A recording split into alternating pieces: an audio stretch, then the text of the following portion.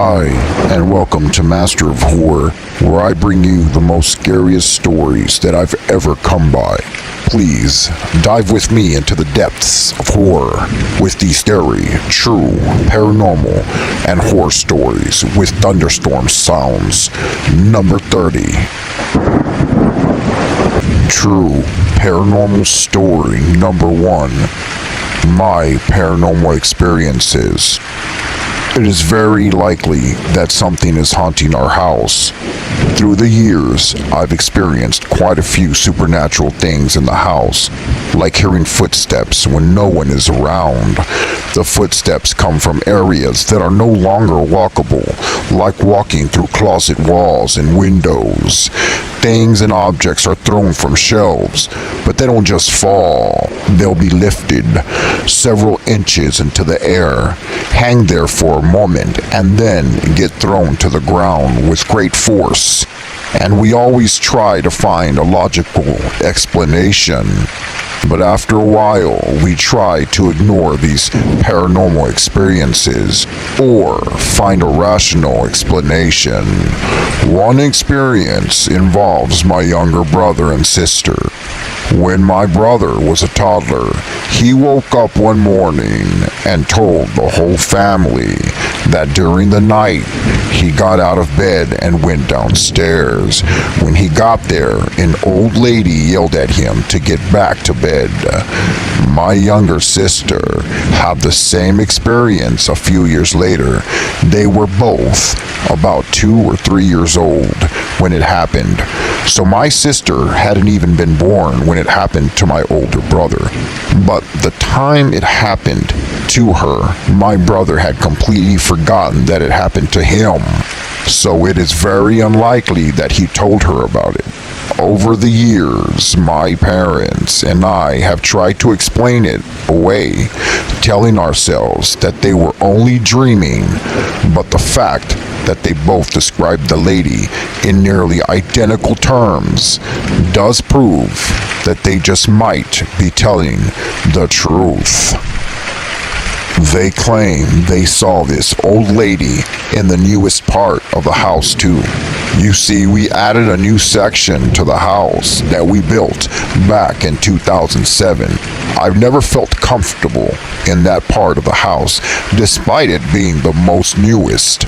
All that was on the land before we built the addition was a single tree and some grass, but I feel very uncomfortable there. For a couple of years, the activity actually stopped, but it started up again recently. Recently, I've had books thrown around in my bedroom, and my mother woke up a few days ago when she thought that she heard my sister coming down the hallway. You see, my sister always asks my mom to do her hair in the morning, despite being old enough to do it herself. That particular morning, my mom didn't want to do my sister's hair, so she pretended to still be asleep. After a little while, she heard a voice next to her calling, "Mom, Mom, Mommy," whispering, thinking it was my sister. About 30 seconds passed, and my sister hadn't tried to shake my mom awake or sit on the bed as she normally does in the morning. My mom decided to open her eyes, only to find that she was completely alone in the room, and my sister was still in her own bed asleep. My parents' bedroom was located directly above the room where my brother and sister saw that old lady. So now we've had an old entity and a child entity that may be connected to the land or the original house. Having lived in this house as long as we have, we're not entirely bothered by most of the things that have happened, and nothing ever really harmed us. As for the voice calling out to my mom and addressing her as Mommy, well, that did spook us a lot, because it's the most concrete thing that's happened to us, and it's the hardest to explain away. Paranormal true story number 2. The Ghost Bride. This happened in late March in India. I was 14 years old. This happened in my village. There was no cinema, so I had to travel about 12 kilometers to get to the nearest theater. We usually went to the movies in groups, but one day none of my friends wanted to go, so I headed out alone for the evening show. Afterwards, I was dropped off at a bus stop that's located at the edge of my village. It was around 11 p.m., and my village being very small, I was all alone with no one around. I started walking towards home along the main road. After walking for about 20 minutes, I saw a woman. She was dressed in white and red. I felt really scared and I knew she couldn't be human. She was covering her face with the garment, just like newlyweds do in India. So I assumed she was a new bride. I thought to myself, what's a newlywed bride doing out here, all alone, late at night? She was just standing there with only trees surrounding her. I called down to where she was and asked if she needed help, but instead of answering, she started walking into the trees, and I found myself following her all the way. But no matter how fast I walked, I was never able to catch up to her. She was always ahead of me. After a while, I regained consciousness. I looked around and discovered that I had wandered into the middle of a jungle. Suddenly, all the scary stories that my elders ever told me came back to my memory, and I stood there frozen in fear. I remember that in our culture, an evil spirit will appear dressed as a newlywed bride with no legs. Slowly, I looked down at the woman's legs and realized she didn't have any at all. I wanted to run, but the thought of her being behind me and possibly chasing me down made me feel sick and nauseous. I had chills and goosebumps all over my body. Just as all of this was coming through my mind, she stopped and turned to look at me. At that very moment, I told myself, you better run or you're gonna die right here. So I ran, and when I got close to my home, I started screaming for my mother. I then felt something grab my shoulder. It felt like a claw-like heavy hand. I screamed one last scream that I was barely able to do. My mother and brothers came outside and asked me what was wrong. I explained everything to them. They looked at my back because I said it was hurting, and there they saw claw-like scratch marks. My mother performed some rituals before letting me into the house. She wanted to ward off evil spirits so that it would never enter our home. I suffered from a very high fever for 3 days straight after seeing that evil bride. Once I was healthy again, I asked my mom if there were any new brides in our village or any surrounding village, and she said no, there was not. I still went to the movies after that, but only during the day, and never, ever alone at night again. Paranormal True Story number 3, Bloody Mary. When I was 12 years old, I became very interested in the paranormal. So my friend told me about standing in front of a mirror and reciting the words Bloody Mary several times in a row. Supposedly, this Bloody Mary would show up in person if you do that. I wanted to try it, but I was too afraid to do it alone. So one day, this friend and I stayed after school. After everyone had left, we walked down through the empty hall in the girls' bathroom in front of the mirror and began saying Bloody Mary 5 times in a row. We then heard a very strange female voice calling our names. We were terrified, and we ran out into the hallway, but nobody was around. 2 days later, I was sleeping in my upstairs bedroom, and I was awoken around 2 in the morning by the sound of crying. My parents were downstairs in their bedroom asleep, and there were no TVs or radios on at the time. I was terribly frightened because it sounded like a young woman crying right there next to me in my room. Then, I will never forget what happened next. I looked up and I saw a lady standing next to my bed weeping. She was very pale and had tears coming down her face. Her head was surrounded by massive unruly black hair. She wore a torn white dress. Continuing to cry, she just stared at me. I finally said, "Leave me alone." Then she disappeared, but I could not sleep again that night. The next night, I dreamt that the spirit of another woman was choking me, and the crying lady from the previous night was standing right next to her watching. I then woke up and I couldn't breathe. It felt like somebody was in the room with me. I ran out of my room in the pitch black hallway and screamed. My parents came rushing upstairs.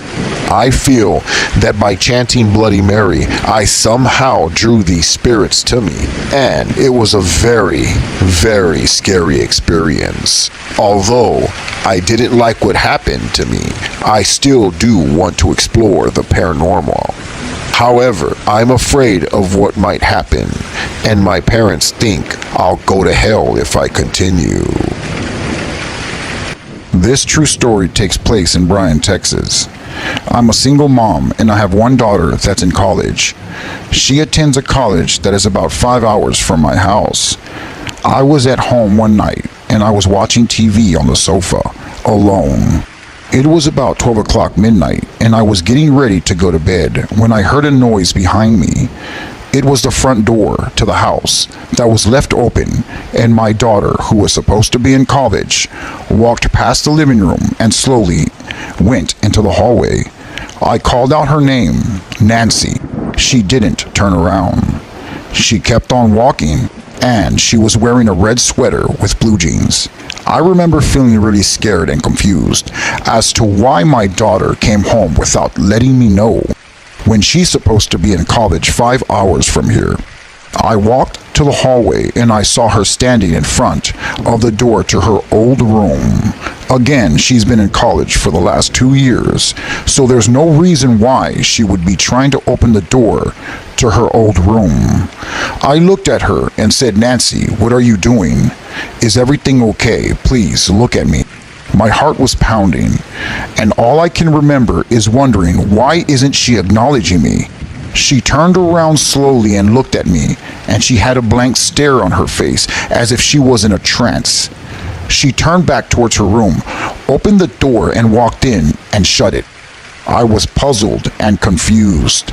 At that moment, while I was standing in the hallway, the phone rang that was in the living room right next to the sofa. I walked over to the phone and picked it up. It was my daughter, the same daughter that is now in the room. My heart stopped and I couldn't breathe. I was petrified, and I went ahead and told my daughter on the phone that her ghost is actually in the house at that same moment. I told her to please stay on the line with me. Do not hang up the phone. I was petrified. I slowly walked down the hallway to my daughter's room and opened the door. The room was empty and no one was in there. It was pitch black. I closed the door and walked down the hallway back towards the living room, and when I got to the living room area, there my daughter was standing. She looked at me, but this time angrily. I told her to please get out. The entity then stared at me for a few more seconds before running towards me. I covered my face with my hands and screamed. I felt that I was going to die. When nothing happened, I slowly pulled my hands down from my face, and it was gone. This experience terrified me to the point that I have gotten my home blessed many times. I now know what I saw that night was a doppelganger, of my daughter. The party. Back in 2007, my sister and her husband used to live with me and my mother. I was in the middle of school at the time. One Saturday night, my brother-in-law was working at a security job, and my sister and I were with my mom at a church function. These church functions lasted about 8 to 8:30, so we wouldn't get home to around 9 o'clock at night. We pulled up to our mobile home. Usually, my brother would be inside waiting for us, but instead he was outside standing by himself, looking like he had seen a ghost. We pull into the carport, and I noticed that all the lights are off inside. When we get out of the car, he lifts his hand and points at the house and says in a shaken voice, "I'm not going in there by myself." We asked him what happened, and this is what he told us. "I came home and I was walking into the carport, and I was about to enter the house. I heard what sounded like a group of people talking and laughing inside the house. I heard silverware and dishes clanking loudly, thinking like there was some sort of dinner party, but all the lights were off. I thought you guys were trying to play a prank on me or something. So I got up the steps and I pull out my house keys. The whole time I still hear muffled chatter and laughing and even music. As soon as I put the house key in the doorknob, I heard someone say, 'Shh.' Then the entire house went silent, like everything just stopped at once. As soon as I opened the door, just a little, I heard people running in the opposite direction of the trailer, away from me. At this point, I'm starting to think that it wasn't a prank, and some people have broken into the house and were trying to leave before they got caught. So I ran around the back of the house to cut them off at the back door. But once I got there, everything was quiet. I thought maybe whoever was inside didn't run out because they knew I was gonna go on the other side. So I sprinted back to the front door, opened it, and ran inside. It was quiet and pitch black. I turned on all the lights and cleared the entire house looking for anyone. Not one thing was out of place. Nothing to indicate at all that anyone was there. That's when I ran outside and waited for you guys to get here. My brother-in-law was never the same after that day."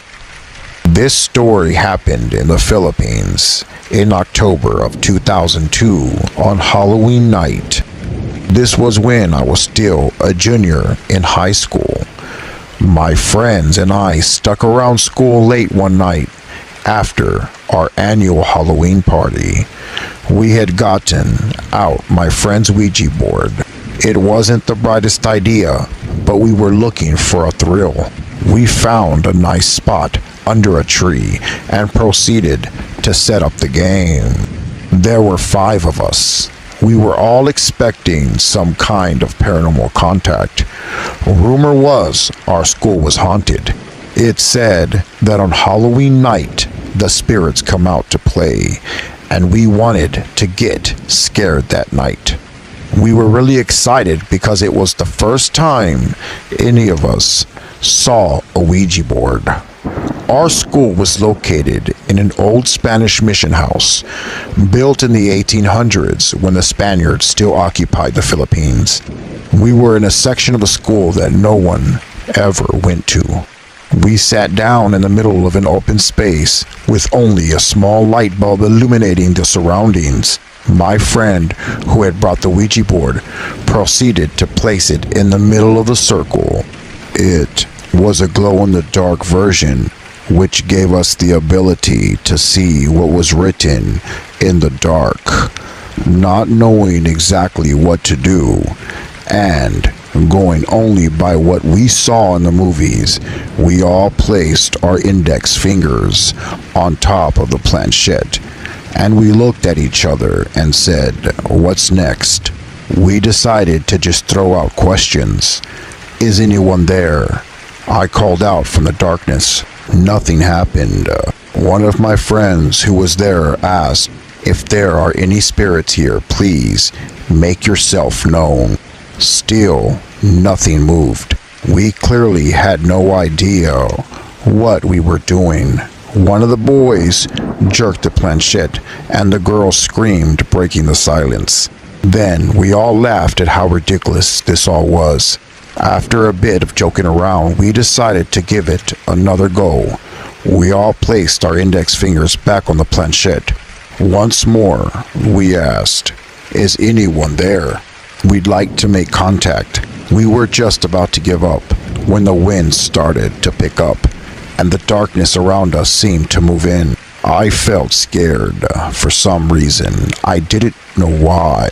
We asked again, "Is anyone there?" I remember the dead leaves beginning to swirl around us with the wind. One of the girls said that she was scared and that her mom told her not to play with forces that we do not understand. Despite being terrified, we continued to ask questions like, "Are you a ghost or are you a demon?" But still, nothing happened. "This is boring. I don't know what to do anymore," one of the girls said. Just then, a group of dogs from the neighboring house started barking at us through the chain-linked fence. These two dogs were growling and baring their teeth, going crazy. We were all petrified, and without finishing the ritual properly by saying goodbye to the board, we just got up and bolted out of there. We didn't see one another until after Halloween break. And this is where the story gets really terrifying. One of the girls told us about a weird experience she had when she went home with the Ouija board that late Halloween night. She realized that she didn't have her house key, and so she called her younger brother to let her in the house. What he said terrified her to the core. He swore she was already home and had seen her walk in a while before, and said that she looked really tired and stared at him before going upstairs to her bedroom. Then another friend told us of an encounter that she had that same Halloween night. She was going up to her room when the light started flickering as she was ascending the staircase. She assumed it was just faulty wiring, but then she saw the door to her room open and a dark figure stepped out and stood at the top of the staircase. She couldn't make out this entity, but she said that she couldn't move and felt utter dread as this thing started to go down the staircase toward her. "Something happened to me as well," said one of my other friends who was there. He recalled that he was sleeping at night in bed when he woke up feeling really uncomfortable. There was this dread and heaviness surrounding the air in the room. He looked around the room, and that's when he saw a bloody face of a woman with piercing red eyes staring right at him through the window. I couldn't believe what I was hearing because I also had an incident myself that night after playing with the Ouija board. That night, I was sleeping in the passenger seat of my mom's car on the ride home when I felt the car jerk. I woke up instantly and looked out the window and saw that we were hit by an 18-wheeler. I panicked and made it out of the car. Luckily, my mom and I survived the crash, but the front of the car was totaled. The ghost by my bed. What I'm about to tell you is 100% true and terrifying. This story took place in Bennington, Nebraska, in a newly built home. I was only about 10 years old at the time. My room was in the basement. This experience has been with me for years. I remember vividly what happened to me. I never liked staying in the basement, so I always kept the door wide open and the hallway light on. It should be noted that the hall light illuminated the far wall to the right side of my bed. The day we moved in, something strange happened and woke me up in the middle of the night. It was not having to use the restroom or needing to grab a drink. I woke up out of pure instinct, I instantly noticed a tall silhouette of a woman with shoulder-length hair standing 3 feet to the right of my bed.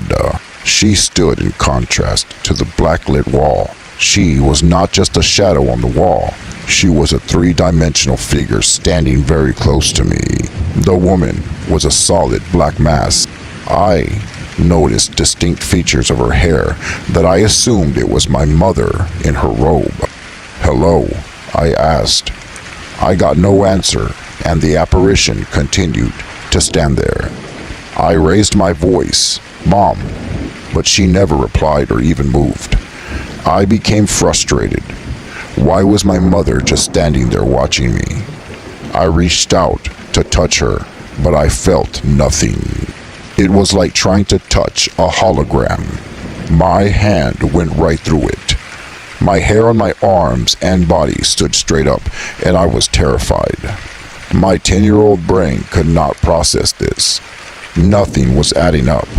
The figure remained as still as the statue. At this point, I wanted to run out of the room, but didn't want to leave the bed and go past her. So, I rolled back over and closed my eyes. Eventually, I went to sleep. The exact same sequence of events happened at least 2 more times in that room in the basement. I woke up for no reason and saw a figureless woman in the same spot. I never told anyone about it. I figured that my mom was just sleepwalking at the time. Since then, I've had a couple of other experiences, but nothing ever to that extreme. It wasn't until I was much older that I even considered it was something of a paranormal nature. There would be times where I would hyperventilate in my sleep and dream that I was being suffocated, but that all stopped once I moved away. As an adult, I still don't know what exactly happened in that room, and the thought that I actually touched a ghost and my hand went right through its dark shadow is something that truly petrifies me to this day. Scary, true paranormal story number 2, Corpus Christi Dance Hall. This true story takes place in Corpus Christi, Texas in 1953 and was told by my father. He said his dad was playing outside with his accordion and making up songs in the middle of the day when a man dressed up with a suit and tie just walked up to him. The man introduced himself as Roger and told him that he was intrigued by the music that my grandfather was playing. The man told my grandfather if he wanted to join a band. At the time, my grandfather wasn't working and definitely loved the idea of joining the band and told this man that he would love the opportunity to join. So this man gave my grandfather directions where to go that night and told him it was going to be at a dance hall somewhere in Corpus Christi.